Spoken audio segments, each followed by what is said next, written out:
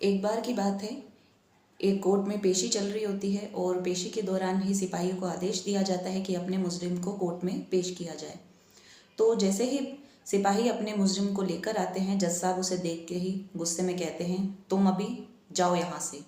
इतना कहते ही सिपाही आरोपी को लेकर बाहर आ जाते हैं और आरोपी, वो काफ़ी शातिर है, वो देखते यही कहता है, गुस्सा जज साहब तो काफ़ी गुस्से में हैं, आज लगता है उन्होंने कोई सुनवाई नहीं करनी है।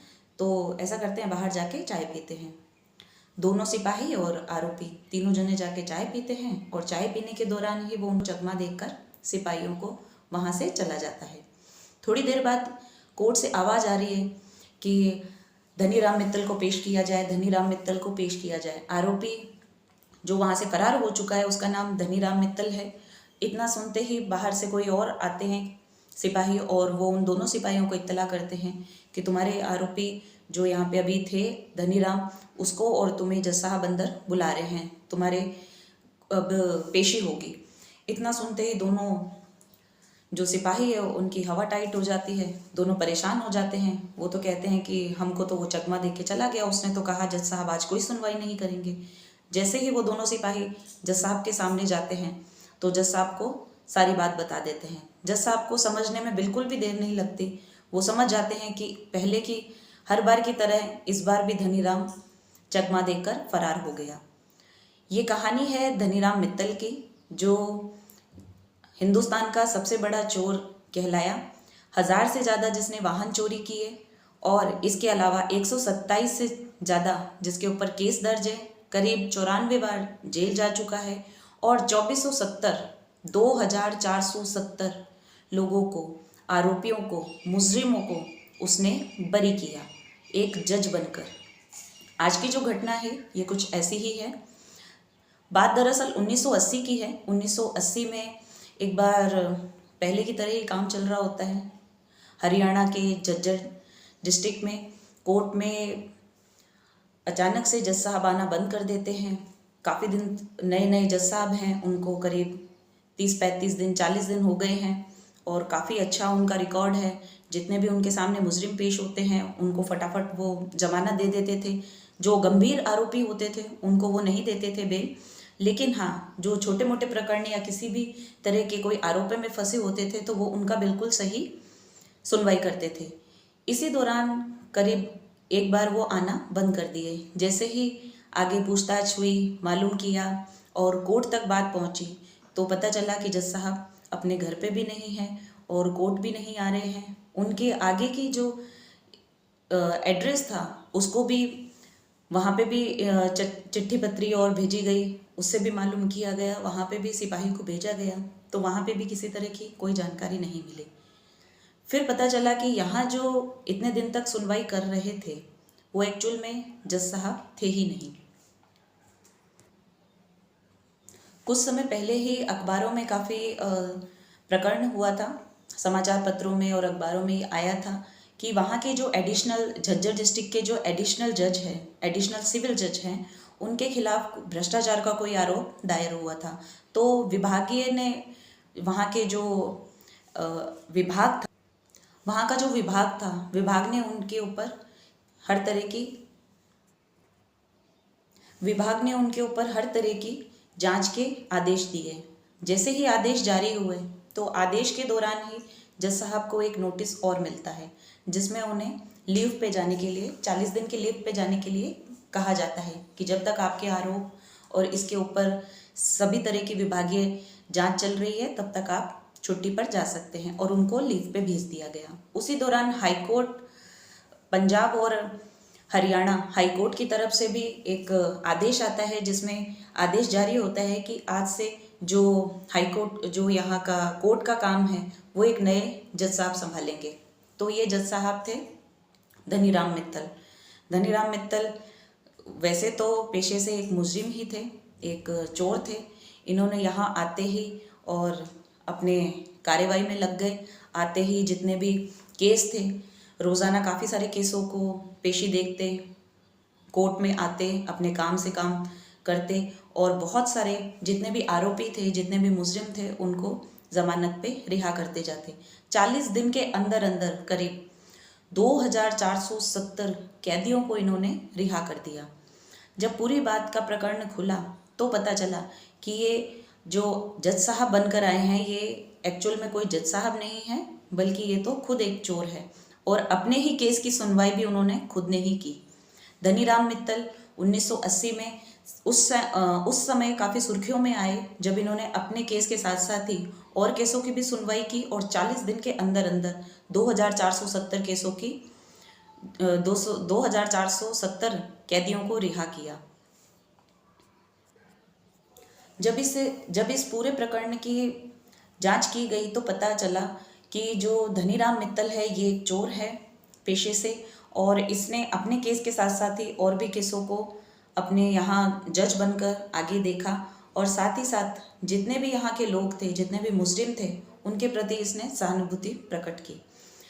जो भी थे ये नए जज साहब जो आए थे, रोज़ाना इतने सारे केस देखते, धीरे धीरे मुजरिमों के बीच में और आरोपियों के बीच में काफ़ी फेमस हो गए। अपराधियों में इनकी बात होने लग गई, जेल में सभी लोग इनकी बातें करने लग गए कि नए जज साहब आए हैं, काफ़ी अच्छे हैं, फटाफट जो भी कोई गंभीर आरोप होते हैं उनके अलावा जो छोटे मोटे प्रकरण होते हैं उसमें फटाफट जमानत दे देते हैं। सब लोगों को इनके प्रति ताज्जुब होने लगा और वकील भी सबसे ज़्यादा खुश हो गए कि जज साहब तो ज़्यादा टाइम लेते ही नहीं है और फटाफट जितने भी रहते हैं प्रकरण उनको पेशी को जल्दी से ख़त्म करते हैं।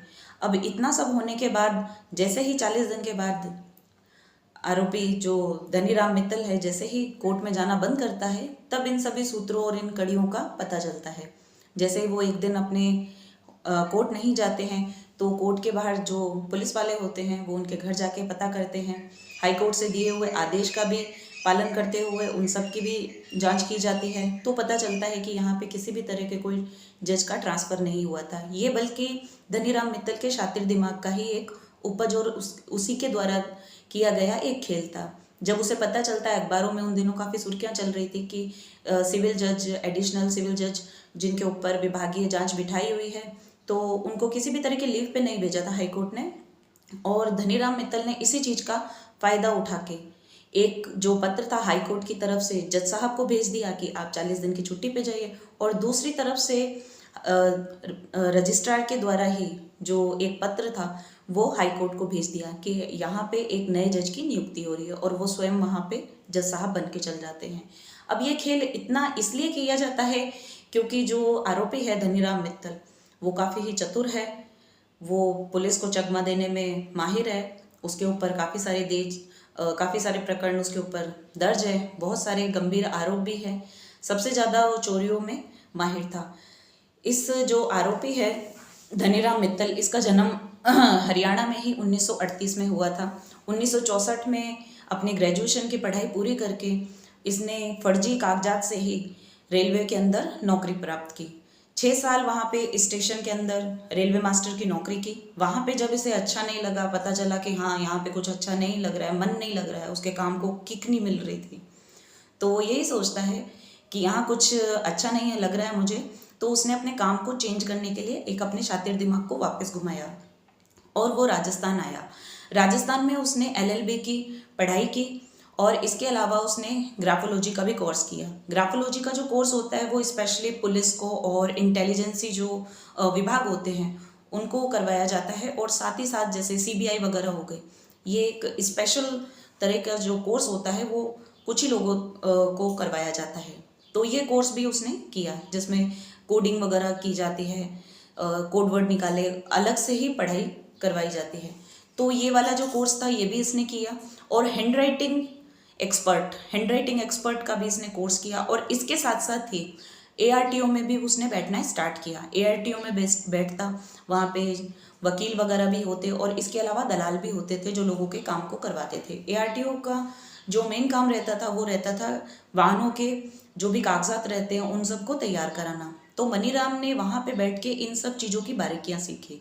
वो वहाँ पे जाता और अपने काम के अलावा वहाँ पे जितने भी लोग आते उससे धीरे धीरे इन सब कामों की चीज़ें सीखता। वहाँ पे जो लोग थे, जो दलाल थे और जो वकील थे, उनसे मिलकर उसने ये सारी चीज़ें, उसके काम की बारीकियाँ सीखी कि कैसे लाइसेंस वगैरह बनाए जाते हैं, गाड़ी के कैसे जो कागज़ वगैरह हैं वो कैसे तैयार किए जाते हैं, इंश्योरेंस आरसी और वगैरह ये सब कैसे बनाए जाते हैं।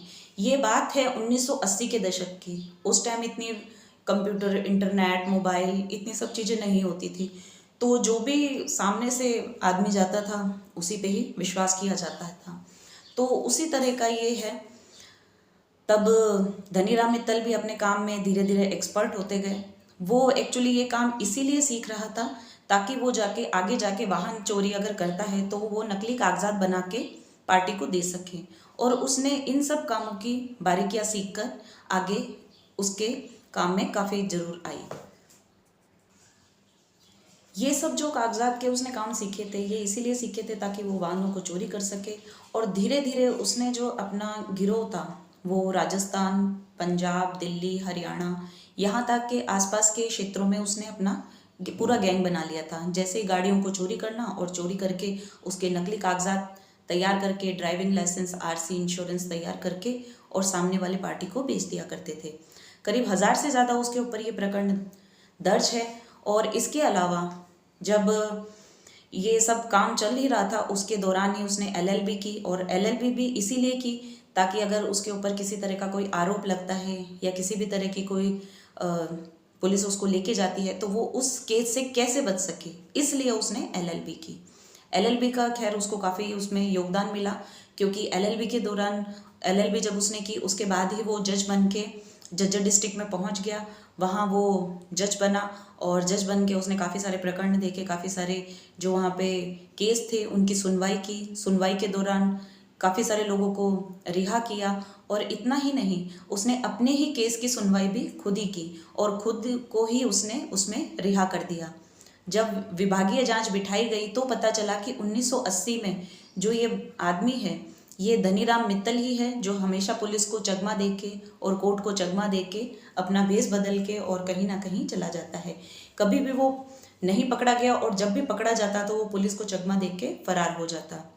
ऐसा आदमी जिसने अपने पूरी ज़िंदगी में काफ़ी सारी चोरियां की, काफ़ी सारे केस दर्ज हुए और जाके वो 2016 में पकड़ा गया। 2016 में तब पकड़ा गया दिल्ली में ही। एक 3 गाड़ियों की एक साथ इसने चोरी की और सीसीटीवी फुटेज में इसके फ़ोटोज़ आ गए। जैसे ही सीसीटीवी फुटेज को पुलिस को दिखाए गए तो पुलिस को पता चल गया कि ये आरोपी तो वही है जो धनीराम मित्तल है, जो कि सबसे ज़्यादा चोरियां जिसने की है, जो एक बार 1980 में जज बन के भी काफ़ी सारे केसों की सुनवाई की और हमेशा पुलिस इसके पीछे लगती है, पुलिस इसको पकड़ती है तो ये वहाँ से फरार हो जाता है। उस टाइम भी सीसीटीवी कैमरे के अंदर करीब 83, 80, 82 साल के कोई बुज़ुर्ग हैं, वो गाड़ी की मास्टर की लगा रहे हैं, वहाँ से निकाल रहे हैं। तभी एक आदमी आके पूछता है कि आप क्या कर रहे हैं, तो बोलता है अरे बेटा मेरा तो गाड़ी का लॉक नहीं लग रहा है, लॉक लग गया है। तो उसे शक हो जाता है और वहाँ से जैसे ही गाड़ी चोरी होती है तो पुलिस में इन्फॉर्मेशन पहुँच जाती है।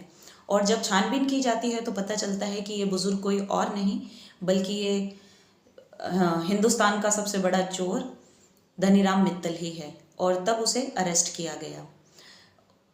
काफ़ी बुजुर्ग होने के बावजूद भी वो हमेशा चोरियां करने में ही रहे और जैसे ही चोरी करते और हमेशा गाड़ियों की चोरियां करते और चोरी के दौरान ही अगर कोई उन्हें देख लेता तो कहते कि गलती से मैंने आपकी गाड़ी में चाबी लगा दी है, उम्र का तकाजा है, मैं काफ़ी बुजुर्ग हो गया हूँ इसलिए पता नहीं चला, गाड़ी का नंबर ये है। और नहीं पकड़ा जाता तो गाड़ी लेके फरार हो जाता था।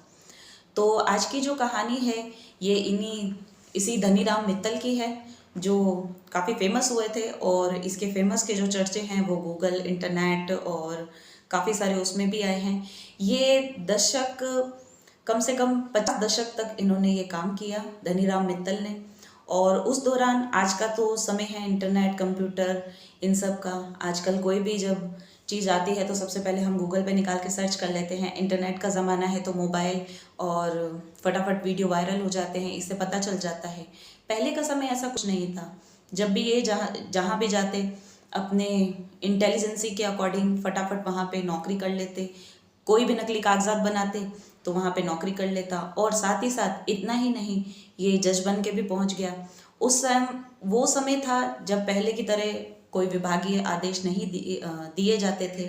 किसी तरह की कोई चिट्ठी पत्री या कोई नहीं पहुंचता था तो इंसान खुद ही सामने आ जाता था अपने डॉक्यूमेंट्स लेके कि मेरा यहाँ पे चयन हो गया है। तो ये उस दशक की बात। आज की अगर अपन दशक की बात करें तो आज का ज़माना ऐसा नहीं है। आज कंप्यूटर, इंटरनेट और काफ़ी सारी सुविधाएं हो चुकी है, जिससे इस तरह के जो प्रकरण हैं वो काफ़ी कम होते हैं। और अगर इस तरह के कोई करता भी है 420 तो उसको पुलिस जल्दी ही पकड़ लेती है। ये जो था ये काफ़ी पुराने समय की बात है। 1964 से लेकर और 2000 तक इन्होंने काफ़ी किया, और जितने भी सारे थे वाहन चोरियों का पूरा गिरोह बनाया, इतने सारे गिरोह में काम किया और साथ ही साथ अपने काम में हर तरह की शातिरता दिखाई। तो आज की जो हम स्टोरी है यहीं पे समाप्त करते हैं। जो धनीराम मित्तल थे वो 2016 में पकड़े गए। लास्ट टाइम इन्होंने यही चोरी की थी। और मिलते हैं अगली बार फिर नई स्टोरी के साथ। आप ये बताइएगा आपको मेरा जो स्टोरी है वो कैसी लगी। आपको अगर मेरी स्टोरी पसंद आए तो लाइक करें और चैनल को सब्सक्राइब करें, और साथ ही साथ बेल आइकन को दबाएं, ताकि मैं जो भी नई स्टोरी अपलोड करूं उसकी सबसे पहले इन्फॉर्मेशन, नोटिफिकेशन आपको मिल जाए। तो मिलते हैं कल फिर एक नई स्टोरी के साथ। जय हिंद, जय भारत, सतर्क रहें।